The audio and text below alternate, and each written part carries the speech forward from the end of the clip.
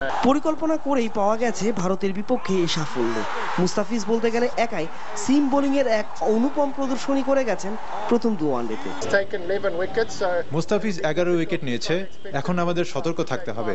প্রতিদিন সে 5 উইকেট পাবে এটা ভাবা ভুল হবে। ওকে সাবধানে ব্যবহার করতে হবে।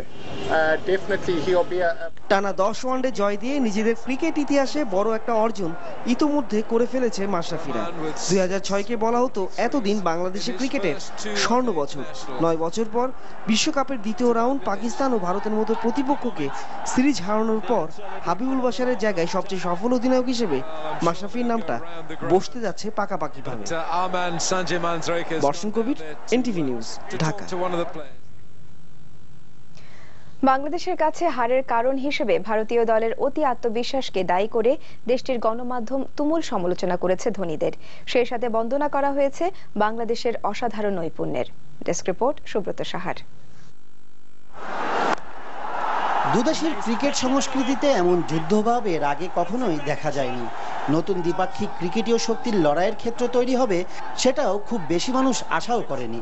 যারা এতদিন পর্যন্ত বাংলাদেশের সাফল্য নিয়ে প্রশ্নের জায়গা তৈরি করে রেখেছিল তারাই তো ভূপাতিত উদ্যমী এক দলের সামনে।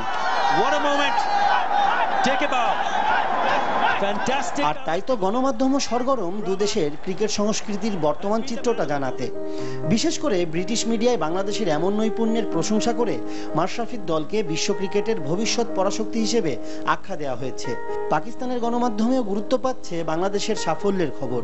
টানা 2 ওয়ানডেতে মুস্তাফিজুর রহমানের অসাধারণ নৈপুণ্যের বিষয়ে বাড়তি গুরুত্ব আরোপ করা হয়েছে। বাংলাদেশ ইতিহাস রচনা করেছে এমন খবর প্রাধান্য পেয়েছে ভারতীয় গণমাধ্যমে। তবে তারা নিজেদের দলের এমন হারের বিশ্লেষণ নিয়েই বেশি সংবাদ প্রচার করেছে। সমালোচিত হচ্ছেন মহেন্দ্র সিং ধোনি। ভারতের সংবাদ মাধ্যমের একটি অংশ এখানেই ধোনির অধিনায়কত্ব ক্যারিয়ারের শেষ দেখছেন। আবার ভারতের ক্রিকেট ইতিহাসে অন্যতম খারাপ সময় হিসেবে এই সিরিজকে তুলে এনেছে কয়েকটি গণমাধ্যম। বলা হচ্ছে আত্মতুষ্টির কারণেই বিপদ ডেকে এনেছেন ধোনিরা। Subrata Saha, NTV sports desk.